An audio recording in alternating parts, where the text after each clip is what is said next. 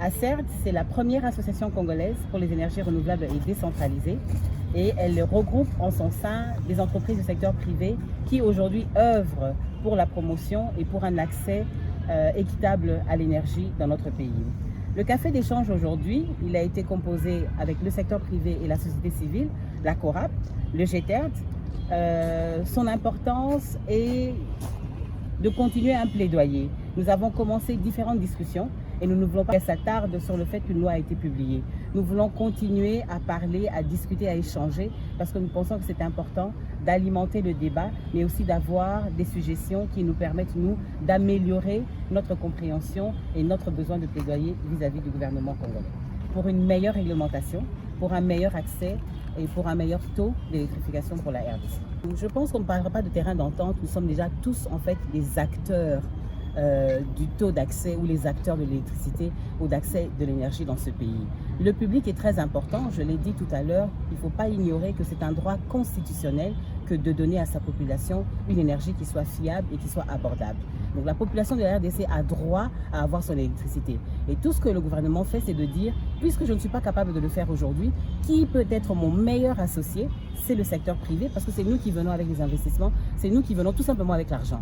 Moi, je viens investir. Dans la mesure où nous avons un pays qui a 120 millions d'habitants, c'est une opportunité pour le secteur privé de se dire, je voudrais électrifier ces 120 millions d'habitants. Comment je le fais? Qu'est-ce que la loi me dit?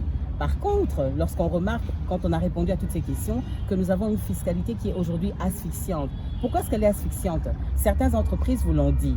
30%, 40% du taux ou du chiffre d'affaires qui va directement dans une recette fiscale, c'est énorme.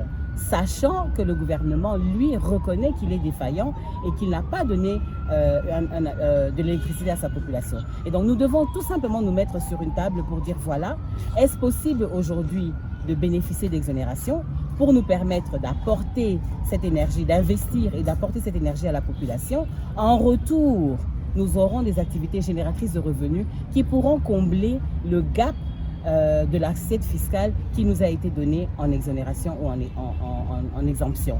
Et le conseiller à la présidence, M. Kaïn, l'a si bien dit, il faudrait voir comment aujourd'hui couper quelque part ou se limiter quelque part, mais être sûr que dans un avenir proche ou lointain, cet argent-là va revenir parce que nous aurons une population qui sera capable de payer sa facture d'électricité, qui sera capable d'acheter des denrées alimentaires, qui sera capable de relever le défi de l'industrialisation de ce pays, mais avec une meilleure industrie, automatiquement, nous avons aussi de la transformation en interne dans le pays et ça va contribuer à gonfler l'assiette fiscale de la RDC quand on pense que parce qu'on a donné des exonérations au secteur privé, ça veut dire qu'on leur fait une facilité. Non, au contraire. La facilité, c'est de dire oui, j'ai un meilleur partenaire aujourd'hui qui peut m'aider à répondre aux besoins de ma population qui est croissante, qui est grandissante et qui a besoin de se développer pour un meilleur avenir.